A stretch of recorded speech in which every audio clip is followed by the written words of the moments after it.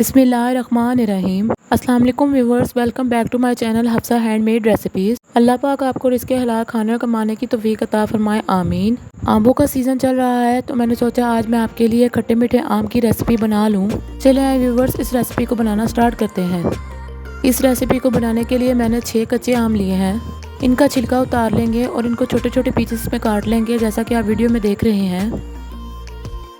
एक पैन लेंगे, इसमें 4 टेबलस्पून घी डालेंगे। घी गर्म हो जाने के बाद 6 साबुत लाल मिर्च डाल लेंगे। इसके बाद इसमें 1 टेबलस्पून सौंफ और हाफ टेबलस्पून कलवंजी शामिल कर लेंगे। इसके बाद इसमें कटे हुए कच्चे आम शामिल कर लेंगे। इसके बाद इन सब चीज़ों को अच्छी तरह से मिक्स कर लेंगे। मिक्स हो जाने के बाद हाफ टेबलस्पून काला नमक, हाफ टेबलस्पून सुर्ख मिर्च पाउडर, इसके बाद इसमें 1.5 पानी शामिल कर लेंगे। इसके बाद इसको 5 से 6 मिनट के लिए मीडियम फ्लेम पर पकने देंगे और साथ ही इसमें 2 कप चीनी शामिल कर लेंगे। इसको मिक्स कर लेंगे और इसको तब तक पकाएंगे जब तक चीनी का पानी खुश्क ना हो जाए।